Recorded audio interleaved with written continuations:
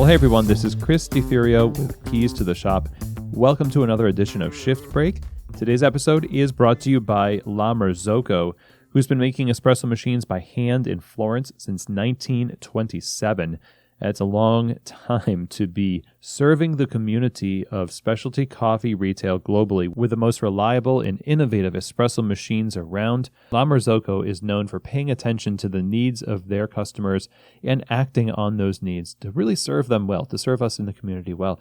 A great example of that kind of innovation is the KB90 machine that has the straight-in locking portafilters for ergonomics, built-in scales for accuracy in your shots, and auto flush for cleanliness. It's just one example of many machines that can fit your needs, and La Marzocco is available to help you find the right machine for your needs. All you need to do is reach out to one of their salespeople by sending an email to info@lamarzocousa.com, and be sure also to check out their website, lamarzocousa.com.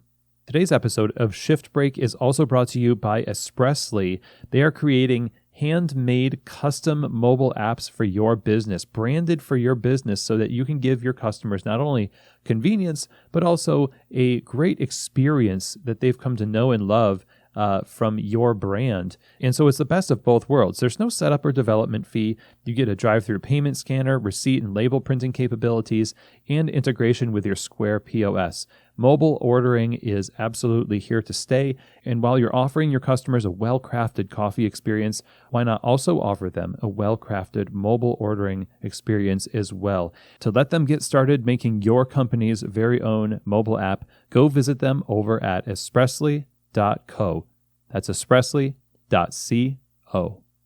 There's recently a post by somebody on Instagram in Australia named David Train, who is a green bean importer and an accomplished competitor in the Australian Brewers Cup. His post was basically talking about how we are too dismissive of different processing methods out of hand, where we see naturals, for example, are a fun example that people hate on. And the point of the post was that we don't do anybody any favors by being so knee-jerk in our response to processing methods. We kind of display our ignorance of them when we make blanket assumptions that a coffee will be bad because it is this process. And so that is a really good point. And I think, to quote his post, its preferences he says, preference is one thing, but dismissing a coffee due to its process without tasting it is ignorance. So great thought-provoking post. And, we've talked about flavor on this show before. We've talked about building an accessible coffee menu. And we've also, hit on the idea that we as professionals are kind of matchmakers in terms of the coffee world. And so many of the comments underneath reflect some of my own as I was reading his post. And I'm going to share those with you today, mainly the idea that we as coffee professionals have to make sure that we are more open-minded than the average coffee enthusiast or consumer, because we are conduits that distribute the information about coffee to consumers who want us to, in some form or another, whether through marketing or directly communicating to them in the coffee shop, offer them a selection of coffees that will match what they desire or what they want. And if we allow ourselves to become just dismissive of things out of hand, then we not only do what David said, which is act in ignorance, but we practice ignorance. We will train our brain to be able to shut off possibilities from many different sources when we start to practice that with one source. And here's a pushback, though. There's a limited amount of time that all of us have. Now, we can be open-minded, so open-minded about all coffee processing methods, but there is a limit to how open-minded you can be after you've tasted those things. You need to make a decision. Do I like this? And then, do I have customers who would love this also? You might be able to sell some really weird and out there coffees. The fact that you can sell them might not necessarily mean that you should. So it's more complex than just saying that every processing method has merit. I'm sure it does, but where does it have merit? There are some processing methods that in and of themselves might be more like a fashion show expression of coffee rather than what it ends up being in the scaled up version of it. A lot of experimental processing has to do with exploring possibilities for maybe future iterations. But while we might come to the table open-minded, there is a point at which you have to make a decision. And there is also a point where you have to decide what you like and don't like.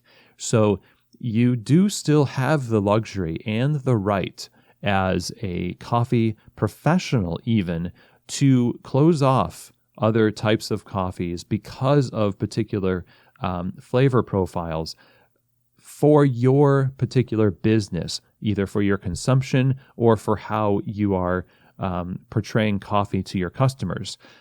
And that's not to say that you have the right to blanketly tell everybody that all naturals are garbage. It's essentially just your preference. And I'm assuming that if you're a professional, you have a clientele. If you have a shop or a roastery, you have a customer base who's looking to you for, what's good in coffee? What do you like? What are we offering this season? What I want some good coffee. What should that be?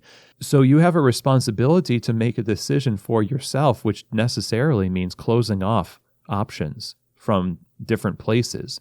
That's not an indictment of those things overall. It's just that it's not right for you, or maybe it's not right for your customers.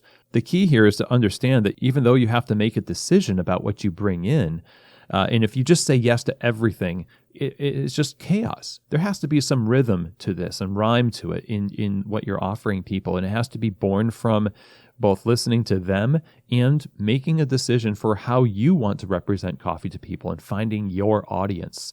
So where I think, dismissing a coffee simply because it's a natural process might showcase some ignorance, it's also true that it might be based on historical precedent.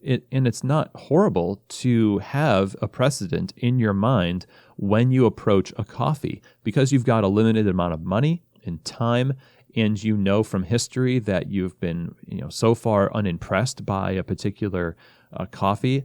The question is, do you then, out of fear of being labeled ignorant, simply always taste naturals just in case you're surprised by them? Or do you spend that time trying to find the best version of the coffees that you like? So you can't really have it both ways, in my opinion. I think you can leave room to be surprised. And you can try to be open-minded, but in practice, there's limitations to how open-minded you can be with what you source and what you put time and effort into. And that's why there's these experiments. It's because the people who have businesses that rely on repeated sales and familiarity with what they know their customers like and what they know works is an integral part of what makes coffee work. If everybody just experimented tomorrow with their coffee lineups on their shelves the way that coffee farms experiment with their coffees, customers would probably not buy as much coffee because there's an element of familiarity that has to be there. There's an element of comfort and predictability that we just as equally have to not dismiss out of hand.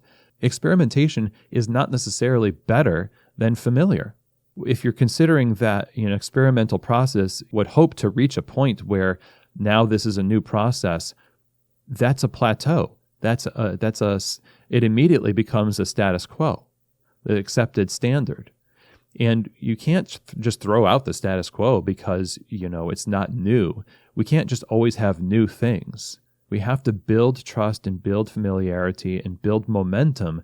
And so that's why experiments happen in these small doses on stages of world competitions and are not necessarily represented on the shelves of coffee retailers. One, because we need to watch out for the stability of our businesses, and we have developed a knowledge of what works. Two, that knowledge of what works and the stability of our business provides a stable platform for the eventual entry of a successful experimentation. So there's a balance here. Let's be open-minded, but let's not be paranoid that we always have to be experimenting or else we're going to be ignorant and, we feel bad that we're not always experimenting. No, We need to celebrate all types of coffee. We do need to be careful that we're not just celebrating only one type of coffee that's novel and new and tacitly saying to the customer, oh, this other coffee is old and status quo, and you don't want to buy that. And then we look at Sales and Square and we say, well, why are people buying so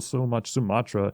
Why are people buying the dark roast and they don't want my anaerobic fermented process? It must be ignorance. No, it's not that. It's just that customers do desire things that are different from what coffee professionals do. One of the biggest things that's happened in coffee, I think, in terms of, marketing misses, is that we have created by our own doing a scenario where farmers can't sell what we would consider middle-of-the-road coffee because we're not interested in it, because it's not experimental enough or weird enough, and because we refuse to get creative with our marketing around those things, and we always save our best efforts in our breathless excitement for experimental processes. We tend to undersell the things that are actually going to make more money and create more stability for the farmer. So in the end, we need to have a foot in both worlds. We need to see what's coming down the pike for coffee and be open-minded to it. And I think every now and then you need to bring some in and taste it and see if it's right, but do it with a level head. That's counterbalanced by having a foot in the world of your business and your consumers, your customers. Ask them why they buy coffee from you. Get them to give you the language that they use in their own head about your coffee, and really know what they love and how you can serve them better through what's on offer in your coffee bar, in your roastery. And that way, when these experimental processes happen and you taste them, you will at least have tasted them and then say, it is not right for me. It is not right for our customers, and that is okay. It might be right for somebody else, but for our customers, it's not. And then you might be surprised.